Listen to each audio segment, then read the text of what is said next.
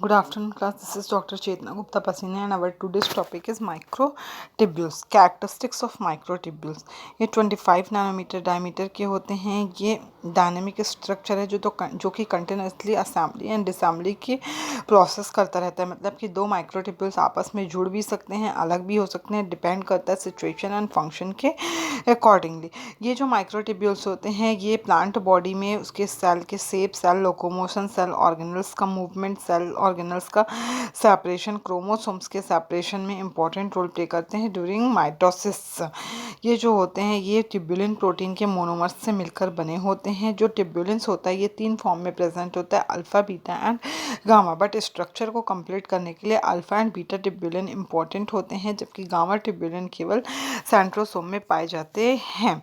Tubulin dimers जो होते हैं ये ये जो है 13 लीनियर प्रोटोफिलामेंट से मिलकर बने होते हैं। उनके पॉलीमराइजेशन का मतलब होता है चैन लाइक स्ट्रक्चर। तो ये 13 लीनियर प्रोटोफिलामेंट्स के पॉलीमराइजेशन से बने हुए ट्यूबुलिन डाइमर्स होते हैं। ये जो डाइमर्स होते हैं ये अरेंज होते हैं हेड टू टेल रीजन की तरह, हेड टू टेल मैनर में अरेंज रहते हैं।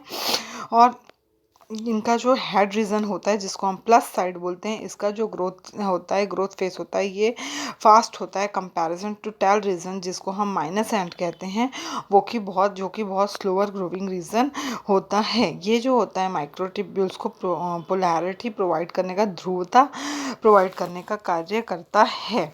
इसके बाद में ये जो माइक्रोट्यूब्यूल्स होते हैं ये ट्रेडमिलिंग काइंड ऑफ वर्क करते हैं। ट्रेडमिलिंग का मतलब होता है कि जो इसका फास्ट ग्रोविंग रीजन या हेड रीजन होता है वहाँ पर जाकर ट्यूबुलिन प्रोटीन में वहाँ पर जाकर जीटीपी प्रोटीन जो है वो जीटीपी कंपाउंड जो है वो अटैच होता है, जबकि इसका जो माइनस एंड होता है या टेल रीजन वाला होता है जो रीजन, वहाँ से हमेशा जीडीपी मॉलिक्यूल निकलते रहते हैं, मतलब कि वो माइनस होते जाते हैं। अब क्या होता है इस plus minus GTP plus and GTP minus के चक्कर में ये इसकी जो डायनेमिक्स होती है, गति की जो होती है वो इनस्टेबल हो जाती है, अस्थायी हो जाती है। और ये किसके बीच में होते रहता है, एक बार सेल साइकिल चलेगा, प्रॉपर ग्रोथ होगा, उसके बाद में फिर वो श्रिंक हो जाएगा, फिर ग्रोथ होगा और फिर श्रिंक होगा। इस तरह ग्रोथ एंड श्रिंकेज के थ्रू ये पूरा का पूरा माइक्रोट्यूब्यूल्स वर्क करता है। इसकी डायनेमिक इनस्टेबिलिटी को 2 साइंटिस्ट ने डिस्क्राइब किया था। फर्स्ट है टीम एंड सेकेंड है आपका मार्क क्रिस्टनर इन 1984। इसके बाद में यहाँ पर कुछ और ऐसे फैक्टर्स हैं जो कि माइक्रोट्यूब्यूल्स के पॉलीमराइजेशन को रोकने का या सेल डिवीजन को ब्लॉक करने का कार्य करते हैं। उनमें से कॉल्चिसिन, कॉल्सिमिड, विनक्रिस्टिन, विनब्लास्टिन, टैक्सॉन। इसके बाद है असेंबली ऑफ माइक्रोट्यूब्यूल्स। असेंबली या माइक्रोट्यूब्यूल्स का आपस में जुड़ना। ये जो होते हैं ये सेंट्रोसोम तक एक्सटेंड होते हैं। माइक्रोट्यूब्यूल्स जो होते हैं वो सेंट्रोसोम तक इनकी लंबाई पाई जाती है। माइटोसिस सेल डिवीजन के थ्रू क्या करते हैं, स्पाइंडल फाइबर्स का फॉर्मेशन जो होता है वो माइक्रोट्यूब्यूल्स के थ्रू ही होता है। प्लांट सेल्स में सेंट्रोसोम जो होते हैं वो ऑर्गेनाइज्ड फॉर्म में नहीं पाए जाते हैं। सेंट्रोसोम जो होते हैं वो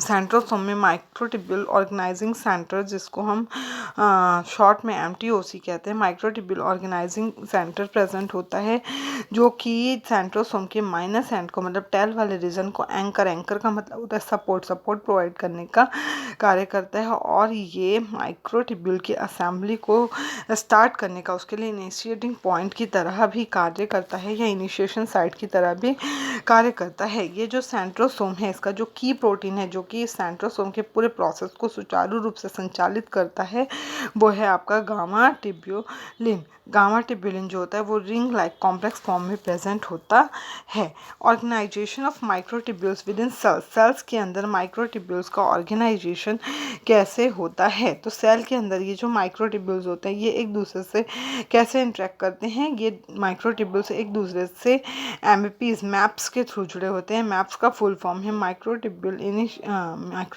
एसोसिएटिंग प्रोटीन्स। मैप्स जो होते हैं वो माइक्रोट्यूब्यूल्स के कैपिंग वाला जो रीजन होता होता है, कैप वाला जो रीजन होता है उसको स्टेबिलिटी, स्थायित्व प्रदान करने का कार्य करता है।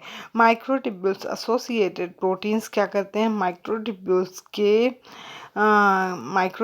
को डिस्टेबलाइज मतलब अस्थायी करने का भी कार्य करते हैं जब ये इसके एंड की तरफ वर्क करते हैं। बहुत से ऐसे माइक्रोट्यूब्यूल्स एसोसिएटेड प्रोटीन्स है जो कि प्लस साइड में प्रेजेंट प्रोटीन्स के लिए ट्रैकिंग प्रोटीन की तरह, प्लस एंड में प्रेजेंट प्रोटीन्स को ट्रैकिंग प्रोटीन्स की तरह इसका फंक्शन करते हैं। और इसमें से कुछ ऐसे मैप्स को आइडेंटिफाइड किया गया है जिसमें फर्स्ट हैं आपके maps first and second and one more is tau. यहाँ पे माइक्रोट्यूब्यूल एसोसिएटेड प्रोटीन का डायग्राम दिया हुआ है, ये आप देख लेंगे। फिर microtubules Motors and movement assembly हो गई, तो ये माइक्रोट्यूब्यूल्स प्लांट बॉडी में किस तरह से वर्क को परफॉर्म करेगा, कैसा मूवमेंट करेगा, उसके बारे में यहाँ पर बताया गया है। यहाँ पर इस पूरे मोटर मूवमेंट के लिए दो प्रोटीन सबसे ज़्यादा रिस्पॉन्सिबल होते हैं माइक्रोट्यूब्यूल्स में। फर्स्ट है काइनेसिन एंड दूसरा है डायनिन। काइनेसिन जो होता है ये प्लस रीजन मतलब हेड रीजन के मूवमेंट के लिए रिस्पॉन्सिबल होता है, जबकि जो डायनिन होता है वो नेगेटिव एंड टेल रीजन के मूवमेंट के लिए इम्पॉर्टेंट होता है। डायनिन को सबसे पहले आइन गिब्बन्स ने 1965 में आइसोलेट किया था। मोटर प्रोटीन को आप बहुत इजीली ऑब्जर्व कर सकते हैं माइक्रोस्कोपी के through, but specific kind of microscope की आवश्यकता यहाँ पर पड़ती है, वो है वीडियो इन्हांस्ड माइक्रोस्कोपी, और इनको स्क्विड एक्सॉन्स में भी देखा गया है। काइनेसिन जो होते हैं वो प्लस चार्ज मतलब कि प्लस साइन मतलब कि हेड रीजन की तरफ ट्रांसलोकेशन की प्रोसेस को करते हैं, जबकि डायनिन जो है वो माइनस एंड या टेल रीजन की तरफ ट्रांसलोकेट होते हैं। काइनेसिन जो होता है ये 380 kD मॉलिक्यूल से मिलकर बना होता है, जिसमें एक लाइट चेन होता है और एक हैवी चेन होता है। लाइट चेन का वेट 64 kD जबकि हैवी चेन का वेट 120 kD होता है। ये जो होता है एनिमल में पाए जाने वाले मायोसिन फिलामेंट की तरह ही होता है। इसको आप छोड़ देंगे, यहाँ पर मायोसिन फिलामेंट का डिटेल आपको नहीं करना है। इसके बाद में अगेन मोटर प्रोटीन्स में ही हम देखेंगे कि साइटोप्लाज्म में जो डायनिन पाया जाता है वो उसका जो मॉलिक्यूलर वेट होता है मतलब कि उसमें जो प्रोटीन पार्टिकल्स प्रेजेंट होते हैं वो बहुत लार्ज होते हैं, एक्सट्रीमली लार्ज अमाउंट प्रेजेंट होते हैं, जैसे कि एक्सट्रीमली लार्ज वेट में प्रेजेंट होते हैं जैसे कि 2000 kD। और ये दो हैवी चेन कंसिस्ट करते हैं। फर्स्ट चेन जो होता है वो 500 kD का होता है एंड सेकेंड जो होता है वो लाइट एंड इंटरमीडिएट में बार बार वेरिएशन शो करता है। ये जो मॉलिक्यूल हैं ये हेड एंड टेल रीजन में प्रेजेंट होते हैं। हेड रीजन में ये एटीपी के साथ में बाइंड करते हैं और माइक्रोट्यूब्यूल्स को मूव करने का कार्य करते हैं, और उसका जो टेल रीजन होता है वो ऑर्गन्स के साथ में बाइंड अप रहता है और जो कि ट्रांसपोर्टेशन में इम्पॉर्टेंट रोल प्ले करता है। अब यहाँ पे मोटर प्रोटीन्स का डायग्राम आप देख लेंगे। डायनिन में भी साइटोप्लाज्मिक और एक्सोनैमल, जो डायनिन प्रोटीन होता है ये साइटोप्लाज्मिक ओरिजिन का भी हो सकता है, ये एक्सोनैमल भी हो सकता है। द टेल रीजन में कैरी कार्गो, जो टेल रीजन होता है जहाँ पे डायनिन प्रोटीन प्रेजेंट होता है वो cargo kind of organisation show करता है, ट्रांसपोर्ट शो करता है। Cargo transport and intracellular organisation, ये क्या करते हैं, ऑर्गेनल्स को कैरी करने का कार्य करते हैं।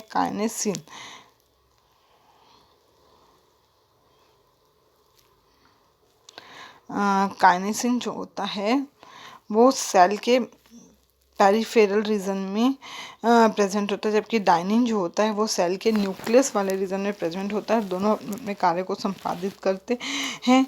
ये जो होता है मैप्स जो होते हैं वो endoplasmic reticulum and Golgi operators को एक प्रॉपर पोजीशन प्रोवाइड करने का कार्य करते हैं। उसके बाद में काइनेसिन फर्स्ट जो होता है वो mRNA के ट्रांसपोर्ट में इंपॉर्टेंट रोल प्ले करता है। एक्टिन mRNA को वो फाइब्रोब्लास्ट तक ट्रांसपोर्ट करने का कार्य करता है। ये आप छोड़ देंगे, ये एनिमल का फंक्शन है। एंडोप्लाज्मिक